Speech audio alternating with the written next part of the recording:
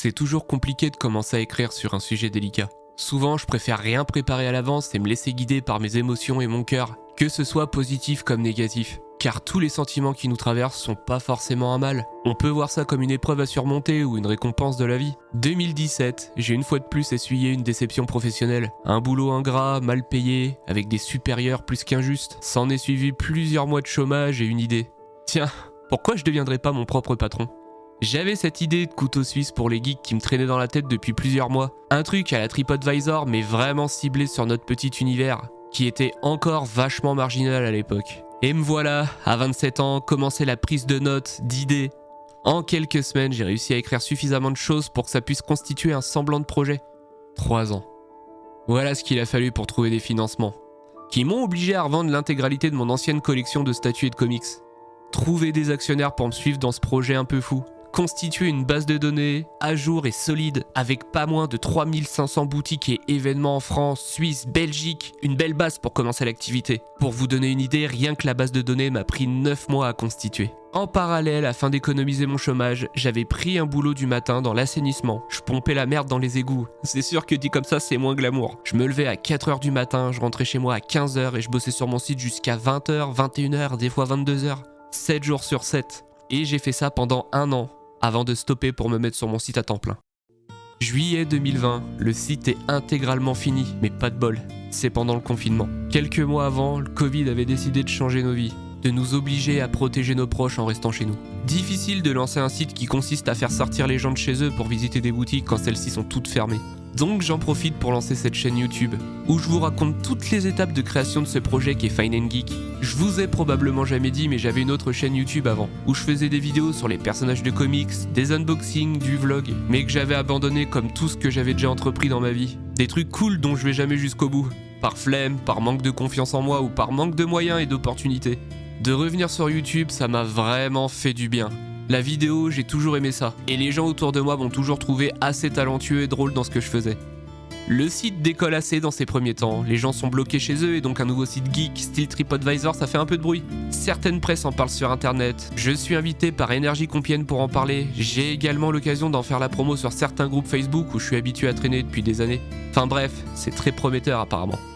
Le gouvernement déclare la fin du premier confinement. Je décide de faire évoluer la chaîne YouTube et de sortir visiter les boutiques que je référencie sur mon site. Je montre un peu l'exemple quoi. J'ai très peu de moyens financiers, donc j'essaye de créer mes propres placements de produits sur du contenu que je crée moi-même. J'ai toujours préféré faire tourner les business locaux, les petites boutiques, les petits sites, les artistes. Et donc je me tourne assez naturellement vers la boutique geek où je me rends le plus souvent. Mangarake Saint-Marc. Une boutique vraiment impressionnante, toujours blindée de monde avec une ambiance trop cool. Bien que le manga soit assez éloigné de mon univers de prédilection, les comics, je propose à David, le patron, de venir tourner ma première vidéo dans sa boutique, chose qu'il accepte avec plaisir. Je décide de mettre aucune barrière à mes productions. Mon but, c'est clairement pas de faire de la thune avec ce que je sors à chaque grosse vidéo. J'ai bien compris que je serais pas rentable avant plusieurs années. Mon but, c'est de me faire kiffer les gens et faire connaître mon site.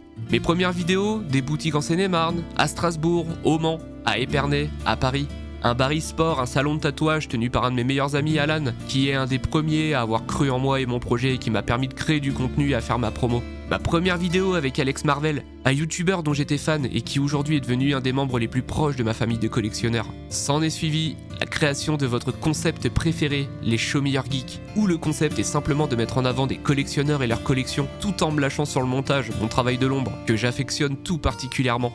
J'ai pu, grâce à mes différents concepts, rencontrer des gens vraiment formidables pour la plupart. Nico, Rodrigue, Thomas, Mika et Olive, Logan, Loris, Max, Vincent. Je vous ai probablement fait découvrir des artistes qui méritent qu'on s'attarde un peu plus sur leur travail en achetant chez eux, que chez des gros studios qui peuvent à tout moment se rétamer et partir avec la caisse en laissant les collectionneurs sur le carreau. Et en voyant l'engouement pour mes vidéos, je me dis que de vous avoir fait découvrir des gens aussi formidables, même si l'aventure s'arrêtait pour moi aujourd'hui, eh ben c'était mission accomplie.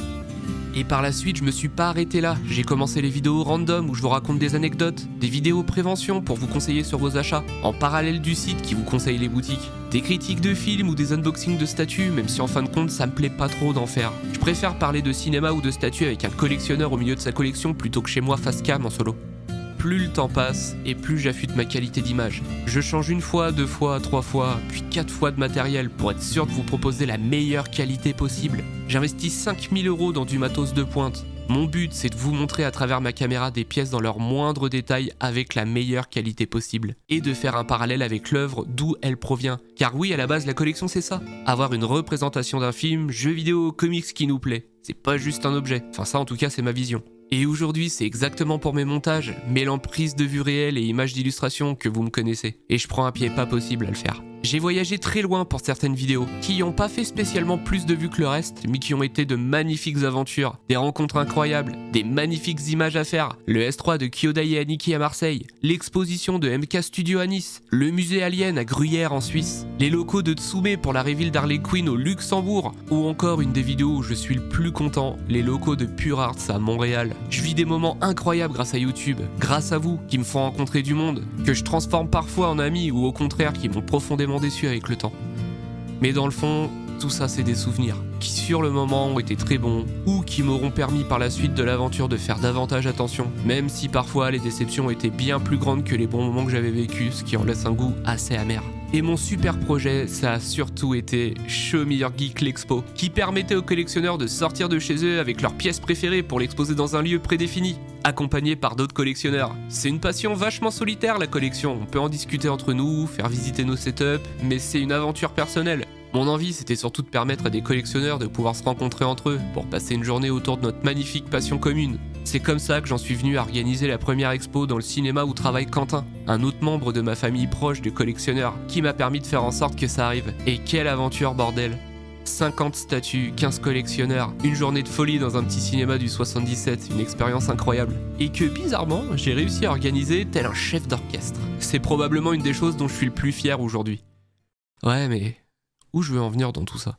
À côté de l'aventure YouTube, le site continue d'évoluer. J'enchaîne les partenariats, les rendez-vous, je reçois des dizaines et des dizaines de mails de gens qui veulent enregistrer leur boutique, leur événement. On dépasse plusieurs fois la barre symbolique des 10 000 visites par mois. Pour un site où je fais aucune promo hormis mes réseaux personnels, c'est vraiment loin d'être dégueu. C'est même assez impressionnant selon mes actionnaires, et j'en suis très content. Sauf qu'en parallèle, le constat financier est beaucoup moins percutant. Le site, par mois, me coûte pas loin de 1500 € en tout et pour tout. Si j'en avais pas la charge, je pourrais me payer pas loin d'une Prime One mensuelle. Et vous devez le deviner, je suis loin même après 3 ans de rentrer 1500 € par mois grâce à mes activités. Surtout que dans la foulée de l'aventure, j'ai repris la collection. En l'espace d'un an, j'ai acheté pas loin de 20 statues pour rattraper le temps perdu. Et bordel que ça m'a fait du bien de redevenir un membre à part entière de cette communauté.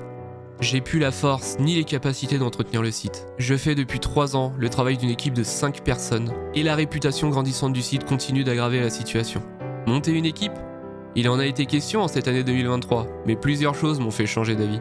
L'état du marché, beaucoup de nouveaux établissements inscrits par mois, mais 2 fois plus qui ferment. Je suis confronté à des gens passionnés qui entretenaient leur petite boutique depuis des années, pour certains plus de 20 ans, qui doivent fermer aujourd'hui, à cause des taxes, des impôts, de l'électricité, des loyers, de la hausse de tous les prix d'achat, de la clientèle cible qui s'éloigne des petites villes ou se tourne plus vers Amazon ou d'autres sites en ligne, et surtout à cause de la concurrence extrêmement violente, les grosses boutiques qui écrasent les plus petites pour s'élever, avec un sens du service client pitoyable, retenant en otage l'argent de sa clientèle sous couvert de la loi française, la grande distribution qui s'est approprié le marché de la collection. L'autre jour, j'ai vu une statue Prime One en vente dans un espace culturel Leclerc. J'ai assisté à la chute de concept de certains de mes amis, comme par exemple la pièce unique de Cormontreuil, où un des meilleurs potes de Thomas que je vous avais présenté a rien trouvé de mieux à faire que de tourner les talons à son meilleur ami avec l'intégralité des fournisseurs pour ouvrir une boutique dans la ville d'à côté. La fameuse FAQ de cet été où pendant 2 longues heures je vous ai parlé d'un peu tout et n'importe quoi à cœur ouvert, où j'ai mis en avant des personnes que j'estime nuire à notre passion pour leurs pratiques, leurs faux semblants, leurs mensonges, qui m'a d'ailleurs valu cette année une poursuite en justice pour avoir osé parler dans un milieu où d'habitude tout le monde se tait, par amour de profit, business ou encore réputation, par un groupe de personnes élitistes qui sait pas se remettre en question, ou en tout cas pas publiquement. Les lois et les taxes françaises, trop dures, trop exigeantes. Aujourd'hui, pouvoir vivre de sa petite activité, c'est un exploit que peu de gens que j'ai rencontrés dans notre milieu arrivent à faire. Ma motivation de manière générale a également été largement touchée. Difficile de s'investir dans quelque chose qu'on est persuadé de ne pas pouvoir réussir par manque d'effectifs. Et puis merde, je m'éclate tellement à faire de la vidéo que je préfère ça à valider des pros sur fineandgeek.fr devant mon PC. Ma femme, qui est actionnaire sur le site en tant que directrice de projet, qui culpabilise de ne plus avoir le temps de s'occuper du site et qui me voit travailler d'arrache-pied 7 jours sur 7, jour et nuit, pour en fin de compte pas réussir à en vivre, qui a dû vivre avec mes troubles, mes humeurs, avec qui j'ai fêté mes plus grandes victoires et qui a essuyé mes larmes à mes défaites. Après 17 ans d'amour, je dois lui laisser plus de place pour ses sentiments à elle, que je vois année après année s'oublier pour que moi je puisse aller au bout de mon rêve. Mais en fin de compte, c'est quoi vraiment mon rêve ? Mon rêve, il s'est réalisé en décembre 2023. Mon rêve s'appelle Liv. Elle est arrivée plus d'un mois en avance car maman est tombée malade d'une maladie qui aurait pu nous la prendre. On a donc dû la sortir du confort du ventre maternel plus tôt pour être sûr de l'avoir avec nous. Mon rêve, on est actuellement en train de le partager avec les gens les plus importants de notre vie, ceux qui en valent la peine, ceux qu'on aime et qui nous le rendent tout autant, des gens pour qui on se sent important, voire primordial. Puis à vous les abonnés, qui me soutiennent corps et âme et qui m'ont permis encore aujourd'hui de tenir le coup, malgré toutes les épreuves, vous qui êtes là dans tous les moments également, bien plus que certains amis dont j'ai été surpris d'être abandonné. J'ai perdu trop de temps, à accorder du temps à des personnes qui n'en valaient pas la peine, ou à des gens qui me respectaient pas ou qui ont juste voulu se servir de mes compétences ou de mes capacités. Bon, je vous vois encore vous dire que je me plains une fois de plus, mais cette fois je le fais en mode mélodramatique, avec une petite musique toute triste et que c'est ridicule. Et bah vous avez tout faux, car c'est pas le but de cette vidéo. J'arrête Fine & Geek, le site, après 6 ans de travail acharné, après quasiment 40 000 € d'investissement personnel et autant à devoir encore rembourser.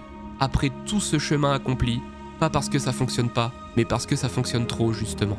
Je pensais véritablement que c'était le projet pro de toute une vie, que c'était ça qui allait changer ma vie. Monter une équipe, gagner plein de thunes, avoir une réputation ultra solide, mais c'est pas ce que je veux. Je me vois mal être une personne qui donne des ordres, qui doit fliquer ses salariés, qui doit gérer des humeurs de personnes qui ne veulent plus s'investir pour leur poste initial, en se cachant derrière les failles des textes de loi du travail pour plus rien faire. Aujourd'hui, je dois être disponible pour ma fille, ma femme, ma famille, mes amis. Fine & Geek est le premier projet de ma vie que j'ai mené à bien, que j'ai accompagné de A à Z, me poussant à fond dans mes capacités, en me dépassant, en lâchant rien, malgré les épreuves. Aujourd'hui, je termine l'aventure avec plus de compétences que je n'en aurais jamais eu avec mes anciens boulots dans toute une vie. Une histoire qui se termine et qui ouvre sur un nouveau livre, celui où j'apprends à vivre en paix avec moi-même. Certains d'entre vous se réjouiront de cette vidéo en se disant que j'ai échoué, que mon projet tombe à l'eau et que c'est bien fait pour ma gueule. Je tiens juste à vous dire qu'aujourd'hui, je suis probablement plus heureux que vous ne le serez jamais. Cette aventure, même si elle se termine, elle m'a en tout cas permis d'ouvrir les yeux sur un tas de trucs, sur mes capacités, apprendre à bien s'entourer, d'être constamment aligné avec ses propres valeurs et surtout de jamais rien lâcher. Même si j'ai pas gagné des milliers d'euros, je repars de tout ça plus riche que jamais. Je suis parti de zéro, comme n'importe qui, sans aide, avec pour objectif de changer de vie professionnellement. Je conseillerais à n'importe qui de tenter l'aventure, de lâcher son boulot qu'on n'aime pas pour essayer autre chose, que ce soit spirituel ou financier. Ce sera un saut dans le vide, parfois sans parachute. Vous allez tellement en apprendre sur vous-même que tout vous semblera réalisable. Même après une première chute comme celle que je viens de me prendre. Puis comme disait Alfred, pourquoi tombons-nous, Bruce ? Pour mieux apprendre à nous relever. Je vous souhaite tout le bonheur du monde pour cette nouvelle année 2024. Qu'elle vous soit riche et concluante pour tous vos projets, et pleine de santé et de bonheur pour tous vos proches. Merci de tout ce que vous m'apportez, on lâche rien. Je vous aime, bande de sales petits geekos.